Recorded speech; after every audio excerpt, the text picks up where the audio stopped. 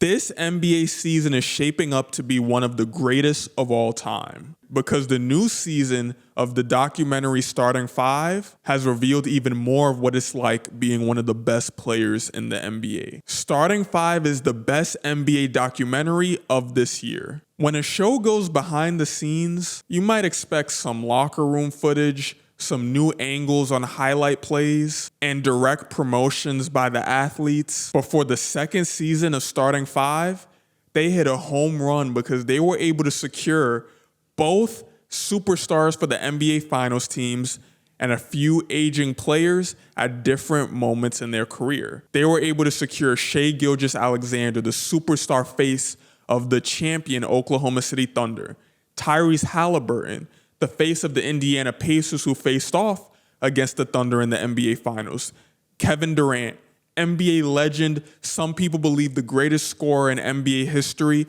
on a Phoenix Suns team that underperformed, James Harden, Fear the Beard, one of the most iconic players in NBA history because of the flair, the style to his game, as he would dance, cook like a chef, and innovated on the step back move in basketball. And lastly, Jaylen Brown, who was the returning finals MVP for the Boston Celtics that won the NBA championship the prior year. If you're enjoying this clip from my podcast, Behold Pop Culture, you can find the link to the full episode in the description below. Like and subscribe for more content like this. With this great mix of players that are being transparent, we get an insider look into the culture of transitions in your NBA career, the weight that comes with an established legacy, and the shifting of the guard for who's considered the greatest. Durant and Harden represent the tier of players whose legacies have mostly already been defined. Durant just continues to seek the highest form of basketball that he can be a part of, and James Harden is looking for the cherry on top of winning his first NBA championship. But with all the stats and influence already written in the history books, every year it's a new challenge to ask yourself, how do I stay motivated and how do I still stay relevant? For Shai, Tyrese, and Jaylen, they represent the future of the NBA, the next wave of stars who are hoping to carry the league forward. These guys grew up studying Durant, Harden, and their peers, and are now defining what they want their legacy to be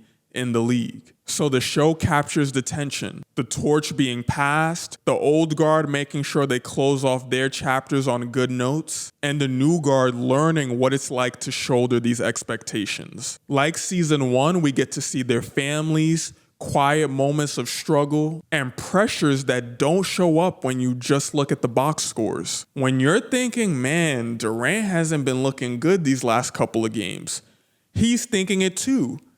But we get to see how he actually deals with those challenges, especially today when athlete culture is about so much more than just what you do on the basketball court. It's as much about identity, brand, and authenticity as it is about how you perform on the court. That's why we can get some players who might not perform as well but are held in high regard, and vice versa for players who are not. With them being more vulnerable, their stories can map onto broader human themes that we'll all experience: adaptation, relevance, and the eternal search for purpose in life. So if you're younger, you can relate to what it's like trying to figure out what greatness looks like for you. Is it how you show up every day to work, committed to doing your best?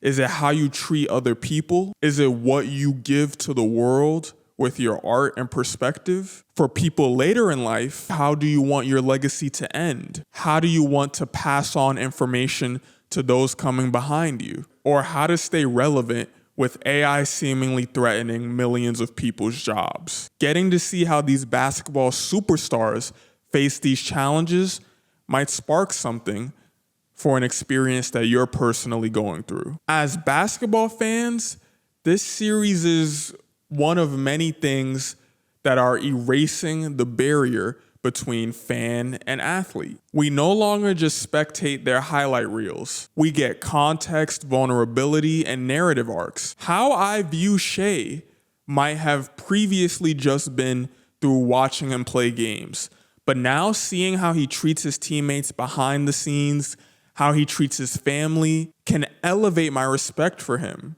And when he loses, I might not be as quick to jump to the conclusion of disparaging his performances. Similarly, if you've fallen on the wrong end of one of Kevin Durant's tweets, you might completely despise him because of what he said to you personally, with the level of access that every other generation did not have. Today, you can respond to one of Kevin Durant's tweets, and within seconds, he can call you out. These sports stars are becoming pop culture characters for global experiences. So I see this show as a cultural timestamp, showing the same vulnerability that we saw last week Saquon Barkley had to do his own documentary to reveal. These athletes are not just performers. They are so much more in the world today. So from the pop culture lens, I see the world of professional sports in the same storytelling ecosystem as music, film, and gaming, with behind-the-scenes access allowing us to better understand what it's like to chase greatness.